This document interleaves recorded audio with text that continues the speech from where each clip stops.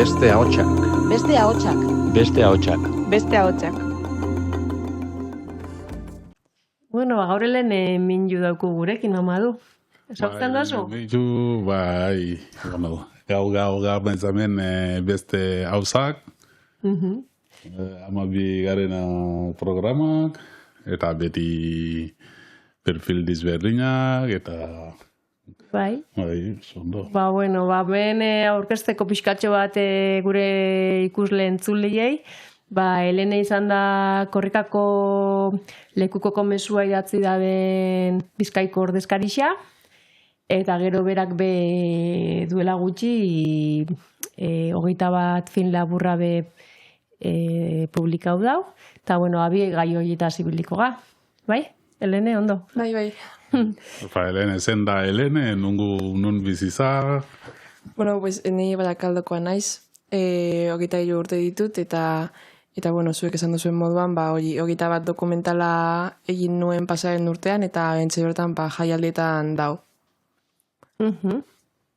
Oso ondo, eta zela joan da, korrikako lekukoren mezu sortzaile izateko, zela izaten da prozesu hori?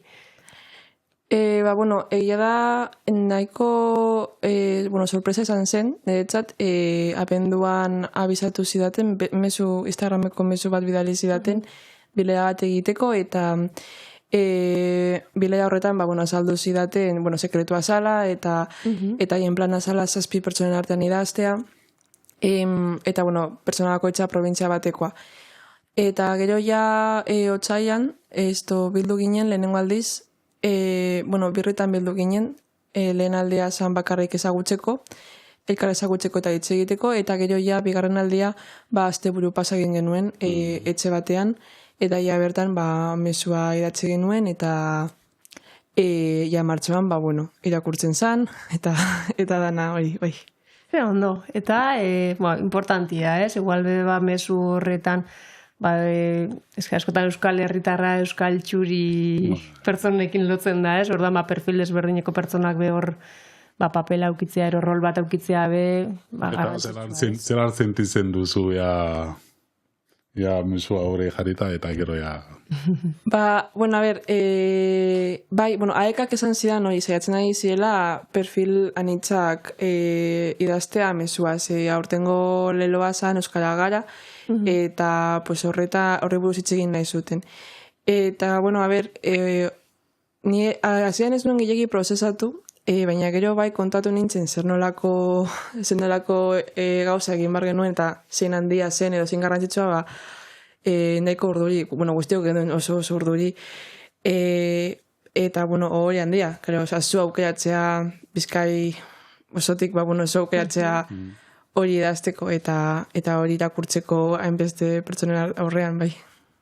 Nik uste dut hori zinbestoko ala, eta gure seme alabak ezagutu sotzuena, hori bergaran egon zan, hogeita dokumentaleko, gure seme alabentzat ikustia txuria ez dan, pertsona ero perfil bat hor, oso garrantzitsua da, eskerrik asko parte hartzeagatik. Goatzen naiz, ere neska bat, ni bezala adoptatua izan zen txinan, ikusi zuenean telebistatik, jarraia mezuak bidali zizkidan esan ez, ez ilusio, no seke, eta bai ez gara lagunak, hasi gara hitz egiten, gubiok talde batean ezagutu ginen guztiak adoptatuak ginenak, eta idatzi zidan, hori superpozik eta ilusio handiz, eta esan zean erreferente bat zala, bertan egotea, eta hori baina, ez dakite nik erreferente nahi zen dela ez. Hori importantia da, ez? Askotan,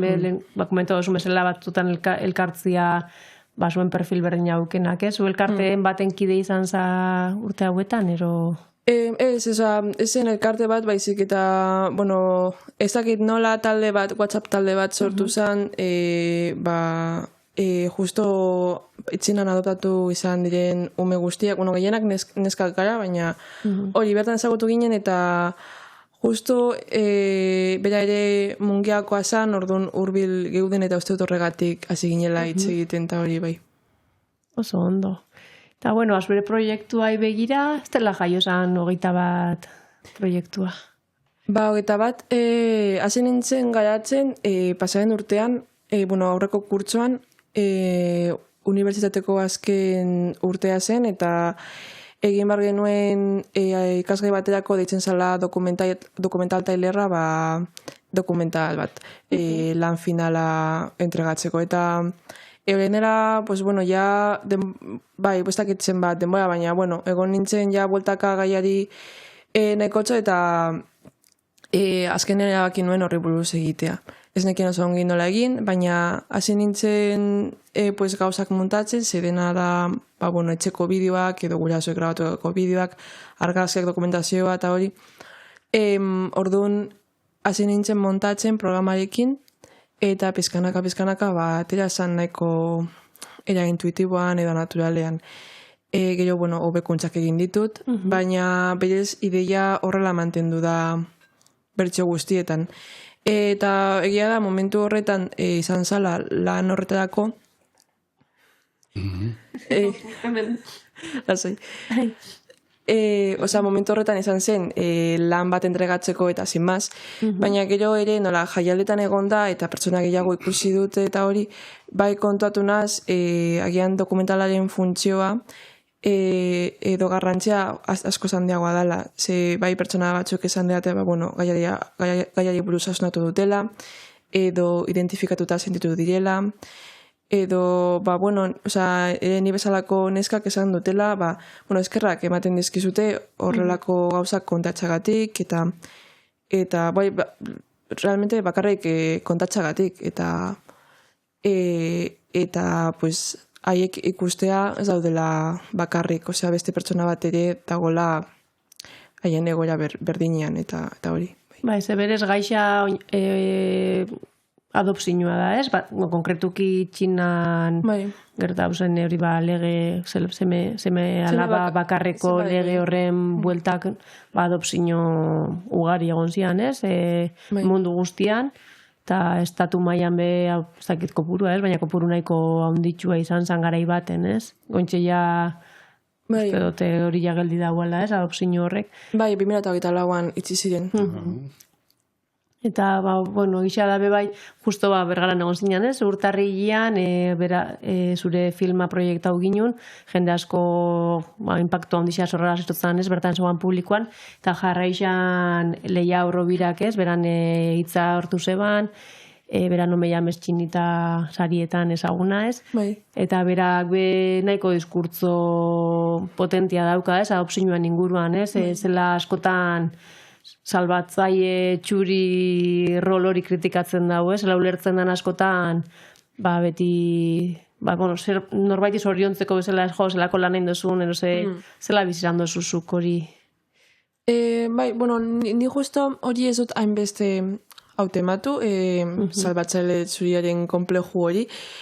Agian, justo nire kasuan, bizitza pertsonalean ez dut ikusi, gero ere, sare sozialetan edo beste pertsonek kontatuko esperientzietan, bai horrelakoak entzun ditute. Ni zorionez, justo hori ez. Eta nire gurasoek, bai, beti argi utzi dute, haiek, ez zutela izan nahi altruista horiek, lan hau egiten zutena, baizik, eta egin zutela gurasoak, ama edo aita bihurtu nahi zirelako, eta listo, ez. Familia bat sortzeko. Bai, familia bat sortzeko, ez, hainbeste altruismo funtzio horrekin.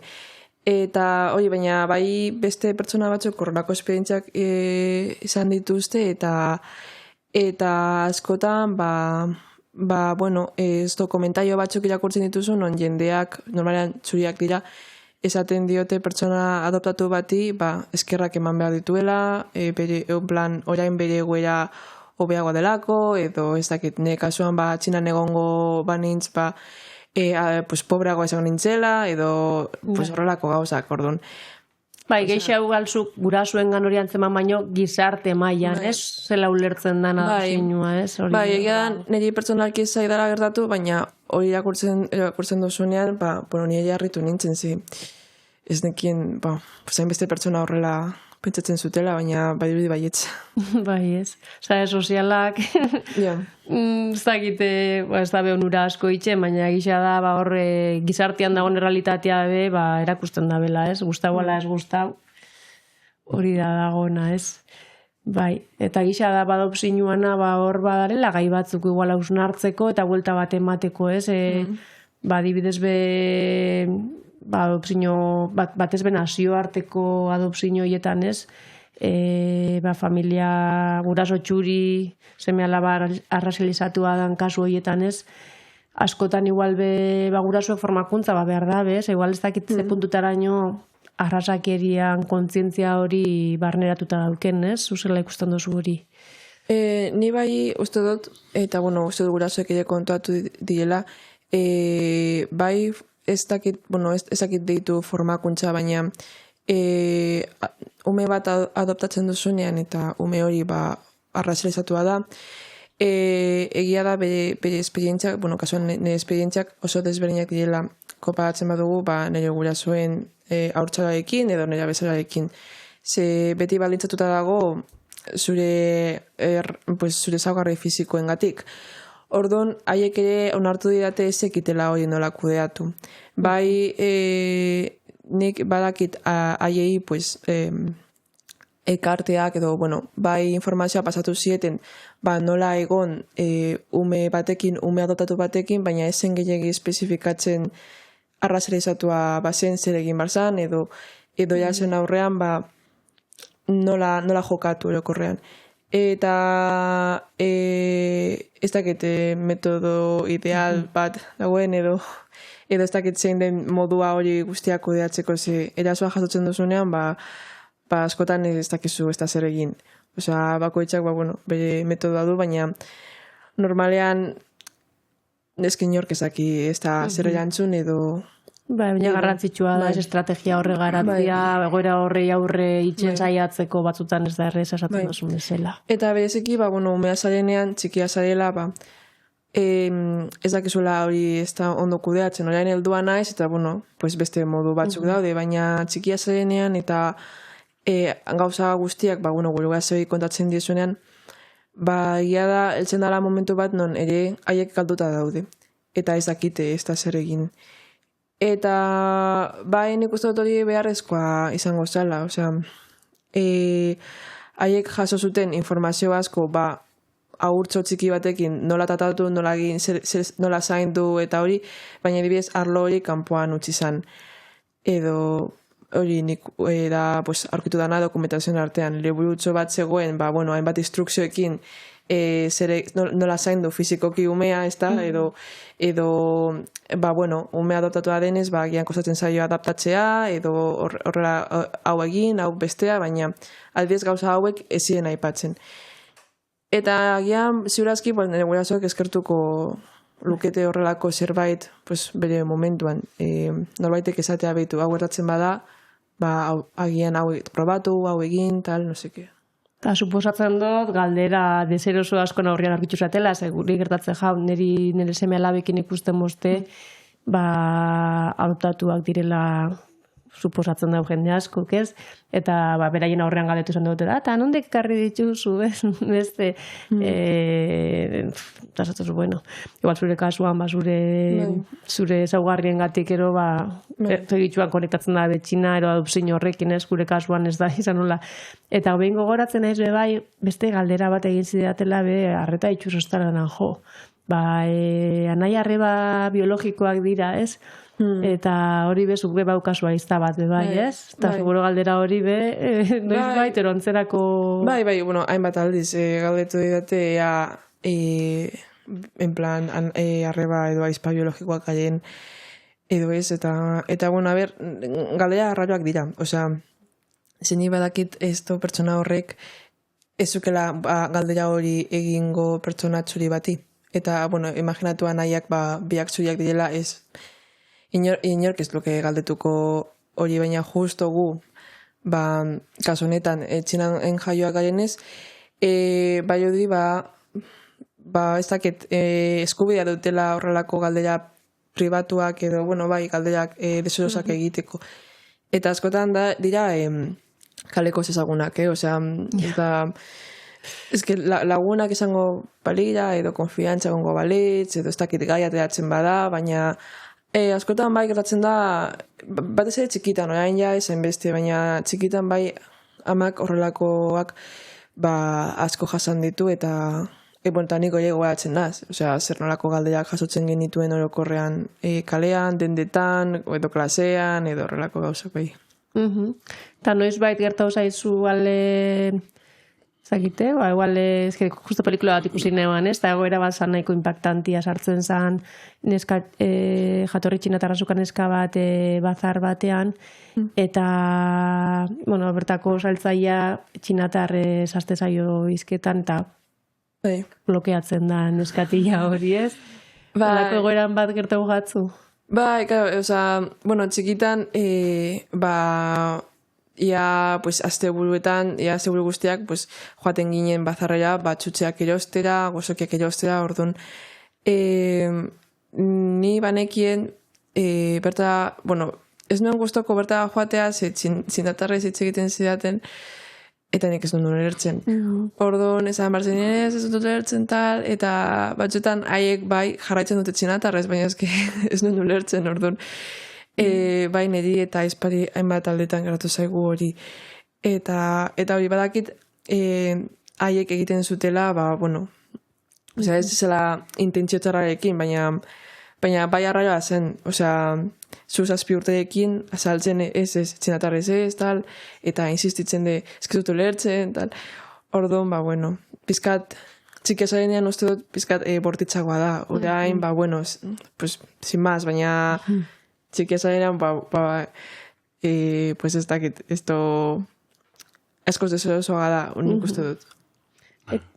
Elize ondo ez, beste hauzak, insultzen disberdinak historiak eta olako gauzak. Ezin bestekoa da, bai. Claro, nik oina nagoea pensartzen ez, Euskal Herrian gare, o nun gare ez, porque ya Euskal Herria ez da bakarik ez Euskal dunak ez, danok ez, munduak guztiek ja juntain dugu hemen, eta hori da valore oso ankia. Eta ze importantia ez, entzutia eta normalan bizipenak eta ikastia ez, eta akatxetatik bero ikastia. Eta txinako kultura, zero hizkuntza, zero interesa sortau jatzu, eso... nik txineaz ez dut inoiz ez ikasi. Bere momentuan oso txikian nintzenean amak apuntatu zidan, baina utzi nun, ez dakit urte batera edo utzi nun. Eta gero, ez nun gehiago ikasi. Eta gero, txinari buruz orokorrean, txinatar kulturari buruz, kuriositatea dut,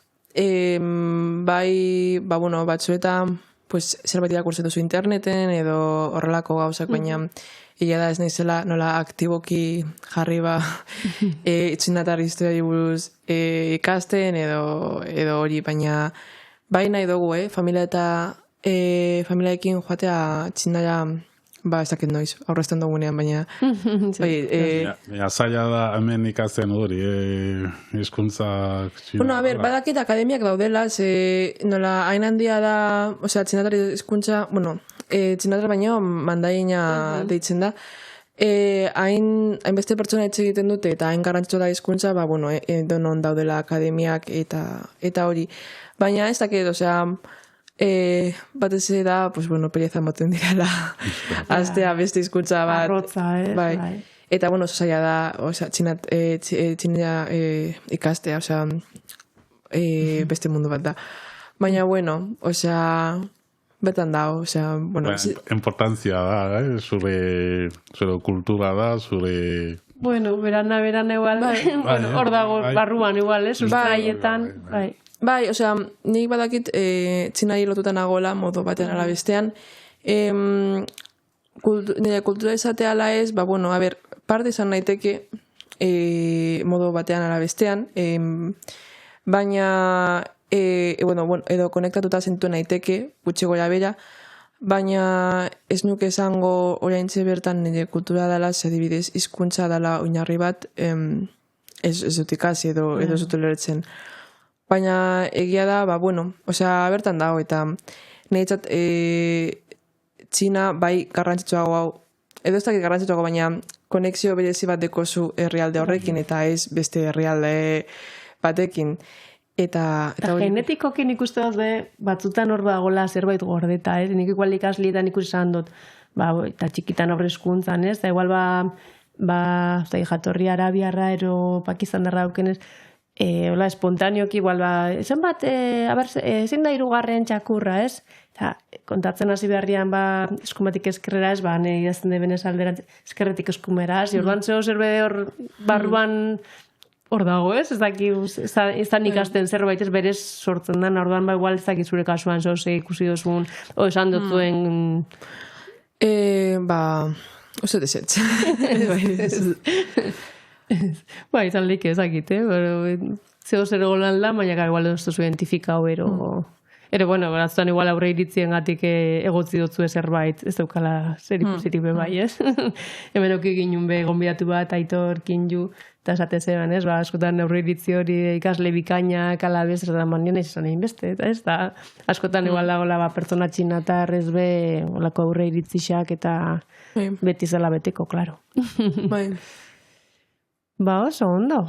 Ez dakitola mesuren bat nahiko zinuan zabaldula Euskal Herritarrei ero... Ez dakit zer esan.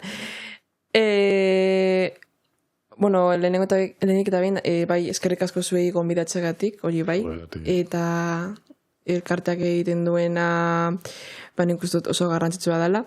Orain hasi nazagian gehiago ikusten edo ikasten elkarte hauei buruz, Euskal Herrian nahiko daude horrelako ekimenak edo horrelako itxaldeak antolatzen dituztenak, eta nik ez nekien da honi buruz ia zer, eta nik uste dut oso baliogarriak dira.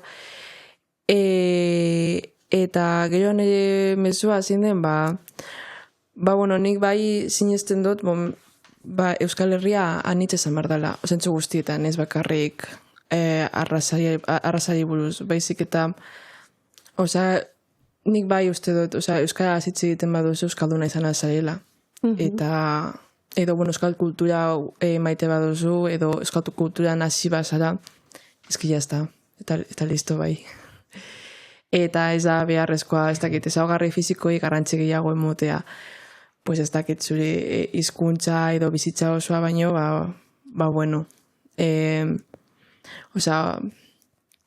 pertsona bakoitzak badaki, nola betzatzen duen, pertsona bakoitzak badaki bere baloreak, eta hori.